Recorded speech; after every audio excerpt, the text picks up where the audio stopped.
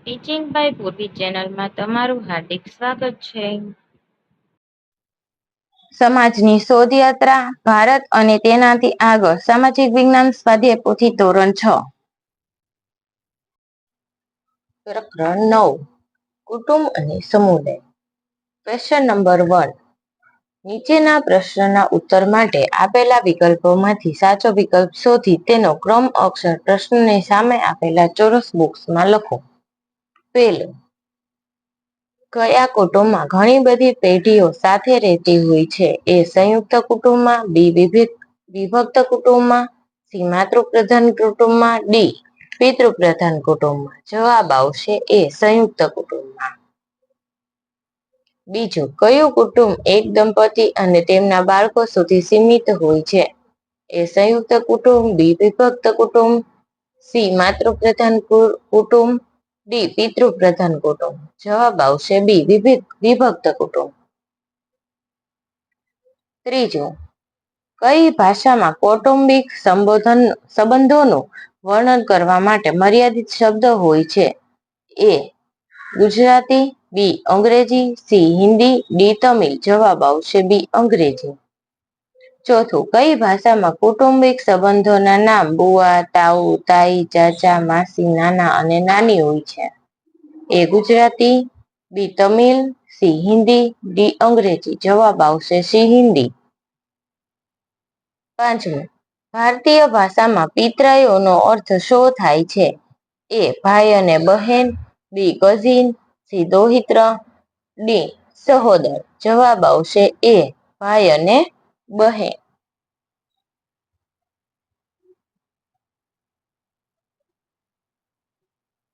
છઠ્ઠું, સરળ રીતે સહકારનો અર્થ થાય છે કે એ સાથે મળીને કામ કરવું, બી જાતે કામ કરવું, સી મજૂર પાસે કામ લેવું, ડી સરકાર ઉપર ભરોસો રાખવો. જવાબ આવશે એ સાથે મળીને કામ કરવું. સાતમું, શાળા સિવાય બાળકો સેવા, ત્યાગ અને અહિંસા જેવા મૂલ્યો ક્યાંથી શીખે છે? એ કોચિંગ સેન્ટરમાંથી, બી પરિવારમાંથી, સી મેચિંગ સેન્ટરમાંથી, ડી આપેલ પૈકી એક પણ નહીં. જવાબ આવશે બી પરિવારમાંથી. આઠમું, ભવિષ્યમાં ઊભા થનાર કોઈ પણ અણધાર્યા ખર્ચ કરીને પહોંચી વળવા નાણાંનું શું કરવું જોઈએ? એ બચત, બી રોકાણ, સી ખર્ચ, ડી ઉછીના નાણાં લેવા. જવાબ આવશે એ બચત. નવમું, કયા કુટુંબમાં ઘરનો એક સભ્ય અચાનક આજીવિકા ગુમાવે તો તેને આર્થિક મદદ મળી રહે છે? એ વિભક્ત કુટુંબમાં, બી સંયુક્ત કુટુંબમાં, ડી સી પૈસાદાર કુટુંબમાં, ડી સરકારી કુટુંબમાં. જવાબ આવશે બી સંયુક્ત કુટુંબમાં. 10મું, કયા કુટુંબમાં દરેક વ્યક્તિ એકબીજાને મદદ કરે છે અને તેમની પાસે જે છે તે એકબીજાને આપે છે? એ વિભક્ત કુટુંબમાં, બી સંયુક્ત કુટુંબમાં, સી કેન્દ્રસ્થ કુટુંબમાં, ડી પૈસાદાર કુટુંબમાં. જવાબ આવશે બી સંયુક્ત કુટુંબમાં.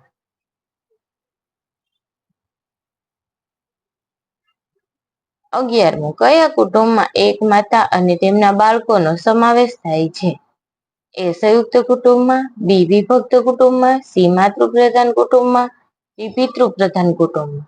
જવાબ આવશે સી માતૃપ્રધાન કુટુંબમાં. 12મું, એક કરતા વધુ પરિવારો તેમની આસપાસના લોકો સાથે જોડાયેલા હોય તેવા જૂથને શું કહેવાય? એ સમુદાય, બી પક્ષ, સી સંઘ, ડી ટીમ. જવાબ આવશે એ સમુદાય. 13મું, કુદરતી સંસાધનો જેવા કે પાણી અને ગોચરનો ઉપયોગ કરવા માટે કયા સમુદાયમાં નિયમો હોય છે? એ શહેરી સમુદાયમાં, બી ગ્રામીણ સમુદાયમાં, સી વિચરતી જાતિઓ સમુદાયમાં, ડી સ્થળાંતરિત સમુદાયમાં. જવાબ આવશે બી ગ્રામીણ સમુદાયમાં. 14મું, સંસાધનોને સુરક્ષિત રાખવા અને સુલભતાથી ઉપયોગ કરવા માટે સમુદાય શું બનાવે છે? એ સિદ્ધાંતો, બી નિયમો, સી સમુદાયની યાદી, ડી સંસાધન યાદી. જવાબ આવશે બી નિયમો. 15મું, વરસાદી પાણીના સંગ્રહ માટે મધ્યપ્રદેશના ઝાઉબા વિસ્તારના સમુદાયે કઈ ચળવળ કરી હતી? એ. વૃક્ષ બચાવો ચળવળ, બી. શિવગંગા ચળવળ, સી. ચિપકો આંદોલન, ડી. ભૂમિ બચાવો ચળવળ. જવાબ આવશે બી. શિવગંગા ચળવળ. 16મું, શ્રી મહેશ શર્માને ભીલ સમુદાય સાથે કરેલ પરિવર્તનશીલ કાર્ય માટે કયા એવોર્ડથી સન્માનિત કરવામાં આવ્યા હતા? એ. પદ્મ વિભૂષણ, બી. પદ્મશ્રી, સી. પદ્મ વિભૂષણ, ડી. ભારત રત્ન. જવાબ આવશે પદ્મશ્રી. 17મું, અમદાવાદમાં કમલ પરમારે ગરીબ બાળકોના શિક્ષણ માટે કયું સેવાકીય કાર્ય કર્યું હતું? એ. રાત્રિ શાળા શરૂ કરી, બી. શિક્ષકોને તાલીમ આપી, સી. બાળકોને માત્ર પુસ્તકો આપ્યા, ડી. શિક્ષણ માટે સલાહ આપી. જવાબ આવશે એ. રાત્રિ શાળા શરૂ કરી.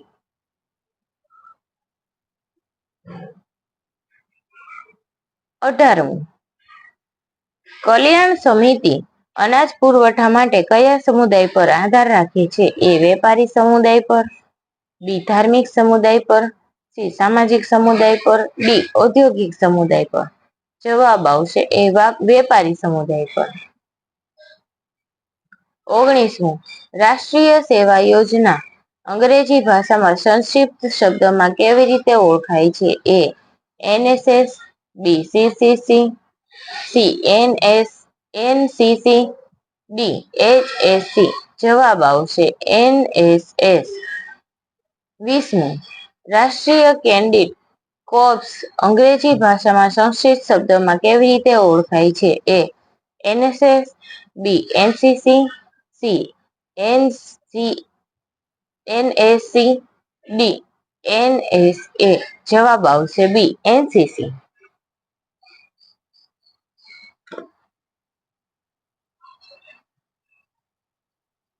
બીજું, યોગ્ય શબ્દો વડે નીચેના વિધાનોની ખાલી જગ્યા પૂરો.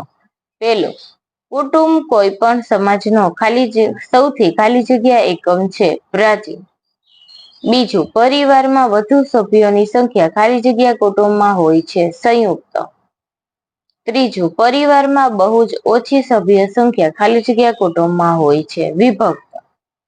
ચોથું, કુટુંબના સભ્યો વચ્ચેના ખાલી જગ્યા પરસ્પર પ્રેમ અને સહકાર પર આધારિત હોય છે. સંબંધો. પાંચમું, પોતાની પાસે જે હોય છે તે પરિવારમાં એકબીજાને વહેંચવાની ટેવ ખાલી જગ્યા કુટુંબમાં વધુ હોય છે. સંયુક્ત. છઠ્ઠું, ભારતના નકશામાં મેઘાલય રાજ્ય ખાલી જગ્યામાં આવેલ છે. પૂર્વોત્તર. સાતમું, સંયુક્ત કુટુંબમાં બાળકોને વાર્તા કહેવાની જવાબદારી ખાલી જગ્યાની હોય છે. દાદા દાદી. આઠમું, તહેવારોની ઉજવણી, મેળા, લગ્ન જેવા પ્રસંગોના આયોજન માટે ખાલી જગ્યાના લોકો ભેગા થાય છે. સમુદાય.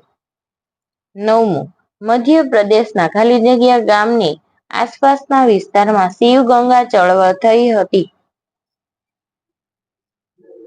સાબુઆ.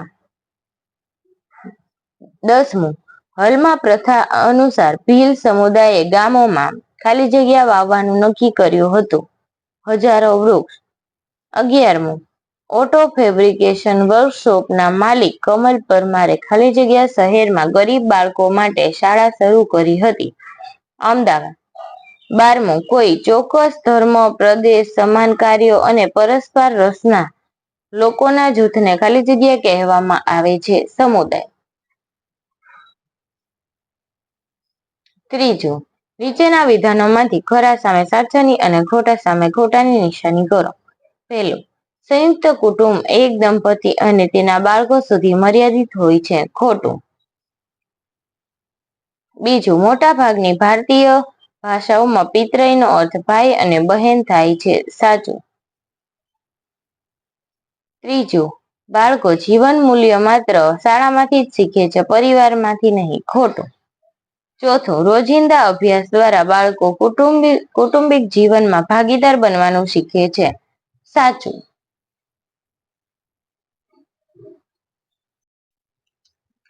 પાંચમું, નિયમોનો યોગ્ય રીતે ઉપયોગ ન થાય તો સમુદાયના યોગ્ય રીતે કાર્ય કરી શકે નહીં. સાચું. છઠ્ઠું, ગામોમાં લોકો ખેતીકામમાં એકબીજાને મદદ કરે છે. સાચું. સાતમું, વર્ષ 2019માં કમલ પરમારને સેવાકીય પ્રવૃત્તિ માટે પદ્મશ્રીનો એવોર્ડ મળેલ છે. ખોટું. આઠમું, જાતિ અથવા પેટા જાતિને સમુદાય ગણી શકાય નહીં. ખોટું. નવમું, સમુદાયનો મોટો એકમ છે એકબીજાને મદદ કરવા શ્રેષ્ઠ પ્રયાસ કરે છે. સાચું. 10મું, ચેન્નઈમાં શ્રી મહેશ વર્માએ વરસાદી પાણીના સંગ્રહ માટે ચળવળ કરી હતી. ખોટું.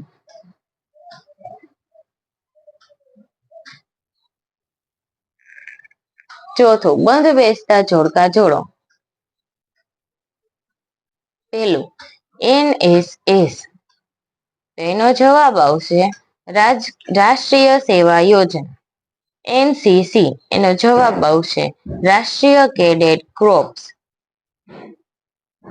શ્રી મહેશ વર્મા. એનો જવાબ આવશે ગરીબ બાળકો માટે. શ્રી મહેશ વર્મા. એનો જવાબ આવશે શિવગંગા ચળવળના પ્રણેતા. શ્રી કમલ પરમાર. એનો જવાબ આવશે ગરીબ બાળકો માટે રાત્રિ શાળા ચલાવનાર. પહેલાનું ત્રીજું, બીજાનું પાંચમું, ત્રીજાનું બીજું અને ચોથાનું પહેલું. પાંચમું, નીચેના પ્રશ્નોના ઉત્તર 1-2 વાક્યમાં લખો. પહેલું, ભારતીય સમાજમાં કુટુંબના કેટલા પ્રકારો જોવા મળે છે? ભારતીય સમાજમાં કુટુંબના 2 પ્રકારો છે. એ સંયુક્ત કુટુંબ અને બી વિભક્ત કુટુંબ. બીજું, સંયુક્ત કુટુંબ કોને કહેવામાં આવે છે? જે કુટુંબમાં દાદા દાદી, માતા પિતા, કાકા કાકી, ભાઈ બહેન અને પિતરાઈઓ જેવી ઘણી બધી પેઢીઓ સાથે રહેતી હોય તેને સંયુક્ત કુટુંબ કહેવામાં આવે છે. ત્રીજું, વિભક્ત કુટુંબ કોને કહેવામાં આવે છે? જે કુટુંબમાં એક દંપતી અને તેમના બાળકો રહેતા હોય. ક્યાંય પિતા અથવા માતા સાથે બાળકો રહેતા હોય તેવા કુટુંબને વિભક્ત કુટુંબ કહેવામાં આવે છે. ચોથું, ભારતીય ભાષાઓમાં પિતરાઈઓનો અર્થ સમજાવો. ભારતીય ભાષાઓમાં પિતરાઈઓનો અર્થ ફક્ત ભાઈ અને બહેન થાય છે જે કુટુંબના બધા ભાઈ બહેનો વચ્ચેના સંબંધને ગાઢ બનાવે છે.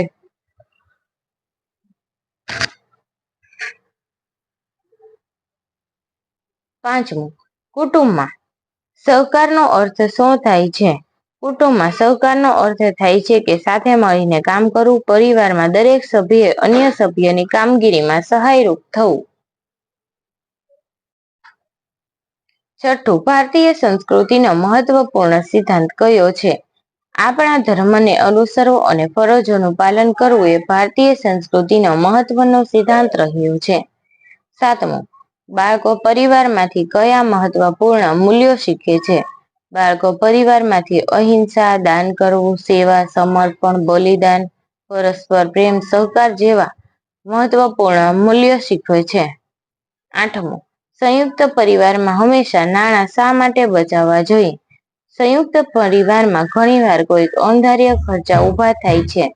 બચત કરેલા નાણાં ઉપયોગમાં આવે છે અને પરિવારમાં બીજાને મદદ કરી શકાય છે. નવમું, કુદરતી સંસાધનોનો ઉપયોગ કરવા માટે સમુદાયની શી વ્યવસ્થા કરે છે? કુદરતી સંસાધનો સુરક્ષિત રહે અને સરખા ભાગે તેનું સંવર્ધન કરીને ઉપયોગ થાય તે માટે સમુદાય નિયમ બનાવી તેનો અમલ કરાવે છે. 10મું, કેવા સંસાધનોના ઉપયોગ માટે સમુદાયોને નિયમ બનાવવા પડે છે? કુદરતી સંપત્તિ, પાણી, ગોચર, વન્ય પેદાશો જેવા કુદરતી સંસાધનોના ઉપયોગ માટે સમુદાયોને નિયમ બનાવવા પડે છે. 11મું, સાથે મળીને કામ કરવાની હલમા પ્રથાનો હેતુ જણાવો. મધ્યપ્રદેશના કેટલાક વિસ્તારમાં કોઈકને મદદ કરવા માટે સાથે મળીને કામ કરવાની હલમા પ્રથાનો હેતુ ધરતી માતાની સેવા કરવાનો હોય છે.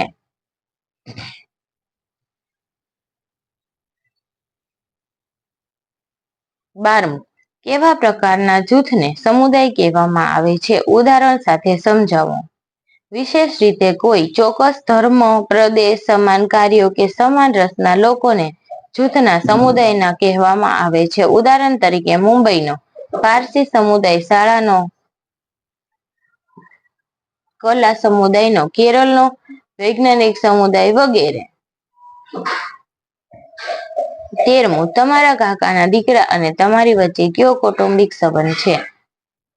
મારા કાકાના દીકરા અને મારી વચ્ચે પિતરાઈ ભાઈનો કૌટુંબિક સંબંધ છે.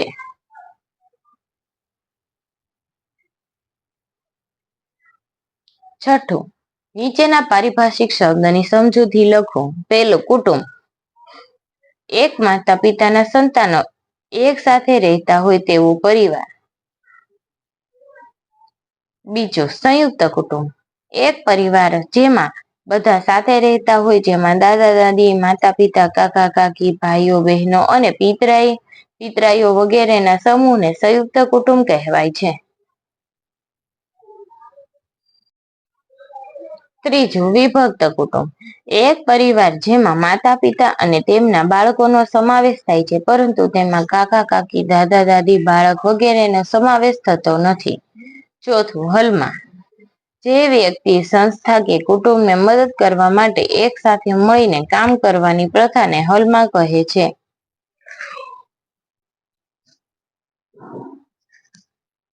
પાંચમું, સહકાર.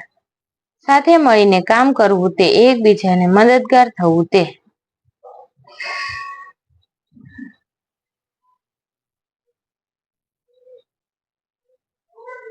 પ્રશ્ન નંબર 7. નીચેના પ્રશ્નોના ઉત્તર ટૂંકમાં લખો. પહેલું, તેનઝિંગના પિતા વિશેષ ખર્ચ અંગે તેમની પત્ની સાથે ચર્ચા કેમ કરે છે?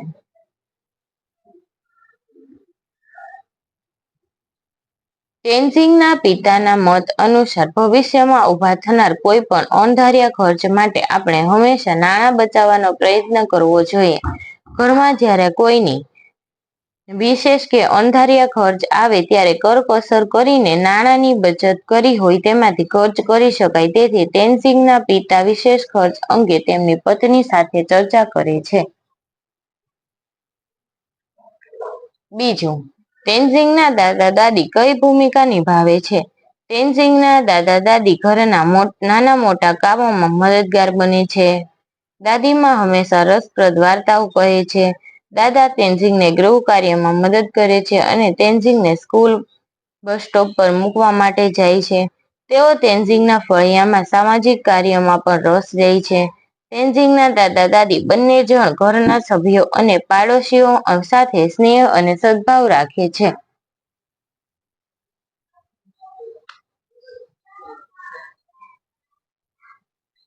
ત્રીજી, તમારી આસપાસ તમને કેવા પ્રકારના કુટુંબો જોવા મળે છે તેની યાદી બનાવો. આપણી આસપાસ મોટા ભાગે વિભક્ત કુટુંબ જોવા મળે છે અને તેની યાદી બહુ લાંબી છે. આપણી સોસાયટી કે મહોલ્લામાં પણ આવી જ સ્થિતિ છે. હા, ગામડામાં જઈએ તો સંયુક્ત કુટુંબ દેખાય છે. આપની આસપાસ જોવા મળતા આવા સંયુક્ત અને વિભક્ત કુટુંબની યાદી બનાવો.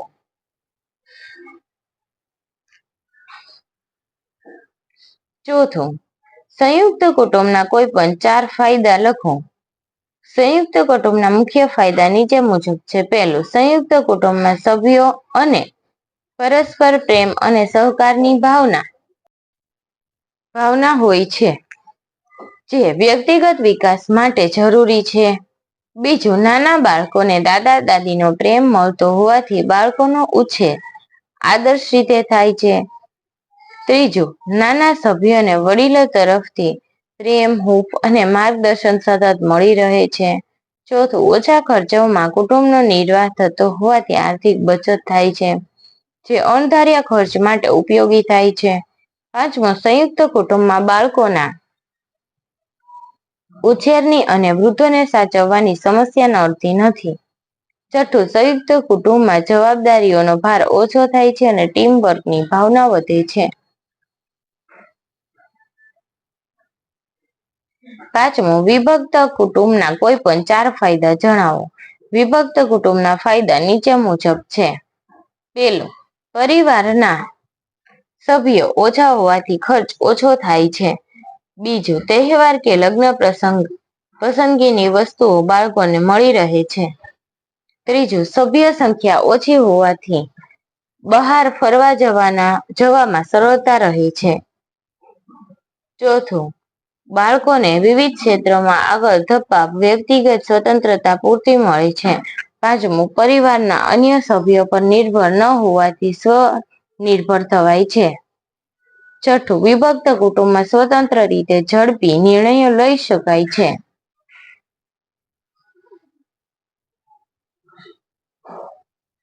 છઠ્ઠું, સંયુક્ત અને વિભક્ત કુટુંબ વ્યવસ્થા વચ્ચેના તફાવતના ચાર મુદ્દા લખો. સંયુક્ત કુટુંબ વ્યવસ્થા અને વિભક્ત કુટુંબ વ્યવસ્થા. પહેલો, સંયુક્ત કુટુંબમાં એક કરતાં વધુ પેઢીઓ સાથે રહેતી હોય છે. વિભક્ત કુટુંબમાં એક દંપતી અને તેમના બાળકો સાથે રહેતા હોય છે. બીજું, સંયુક્ત કુટુંબમાં જવાબદારીઓનો ભાર ઓછો થાય છે. વિભક્ત કુટુંબમાં જવાબદારીઓ જાતે જ વહન કરવાની થાય છે.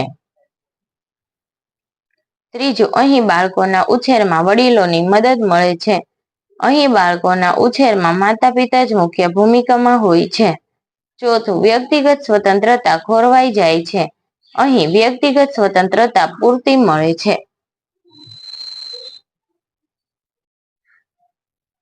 આઠમું, નીચેના પ્રશ્નોના ઉત્તર લખો. પહેલો, સમુદાય એટલે શું? તેની ભૂમિકા શી છે? એક કરતાં વધુ પરિવારો અને તેમની આસપાસના લોકો એકબીજા સાથે જોડાયેલા હોય છે. આવા જૂથ અથવા કોઈ પણ ચોક્કસ ધર્મ, પ્રદેશ, સમાન કાર્યો કે સમાન રસના લોકો નાના જૂથના સમુદાય કહેવામાં આવે છે. સમુદાયના સભ્યો વિવિધ કારણોસર ભેગા થાય છે. આથી દરેક સમુદાયની ભૂમિકા પણ જુદી જુદી હોય છે, જે નીચે મુજબ છે.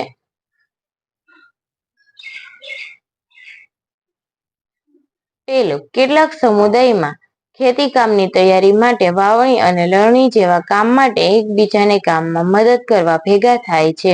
બીજું, કેટલાક સમુદાયના કુદરતી સંસાધનો જેવા કે ગૌચર, વન્ય પેદાશો, પાણીના સ્ત્રોત વગેરે ઉપયોગ કરવા માટે જૂથ બનાવવા માટે મળતા હોય છે.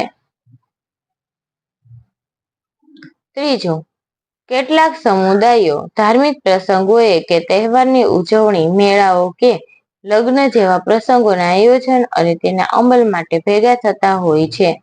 આ રીતે સમુદાયો એકબીજાને મદદ કરવા, સમૂહમાં કોઈ કાર્ય કરવા, કોઈ વિચાર કે મિશનને સફળ બનાવવા ભૂમિકા ભજવતા હોય છે. અમુક અંશે આજે પણ ગ્રામીણ ભારતના સમુદાયોમાં આ ભૂમિકા જોવા મળે છે.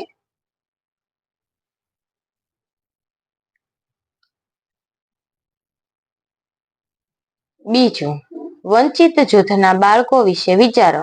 શું તમને લાગે છે કે સમાજે તેની સાથે અન્યાય કર્યો છે?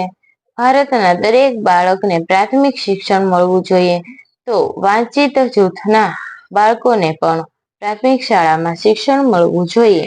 આપણે આ રીતે બાળકો સાથે ક્યાંય ને ક્યાંય અન્યાય કર્યો છે.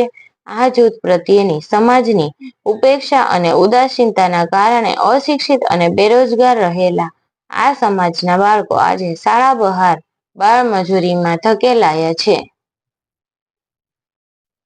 વંચિત જૂથના બાળકોને સમાજમાં ક્યાંય ને ક્યાંય અન્યાય થયો હોય તેવું દેખાય છે.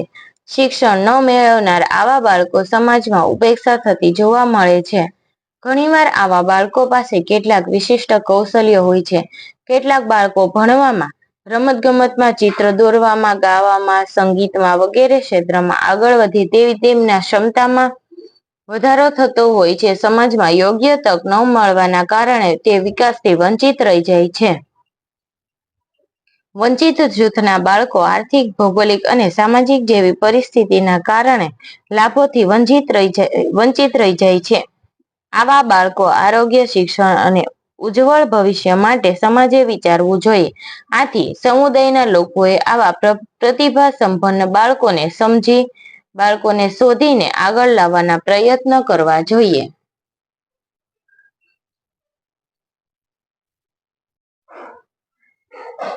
ત્રીજું, બધા બાળકોને સરળતાથી શિક્ષણ મળે તે માટે સમાજે શું કરવું જોઈએ?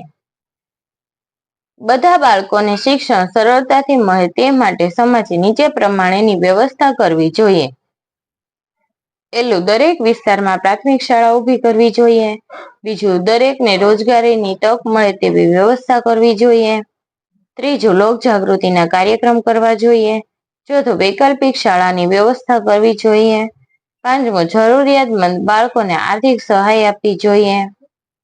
છઠ્ઠું, વંચિત જૂથોનું સ્થળાંતર રોકવા માટે પ્રયત્ન કરવા જોઈએ. સાતમું, વંચિત જૂથના બાળકો માટે રાત્રિ વર્ગો કરાવવા જોઈએ. હવે આપણે મળશું પછીના પ્રકરણમાં. વિડીયોને નિહાળવા બદલ thank you. Like, share and subscribe. Teaching by પૂર્વી.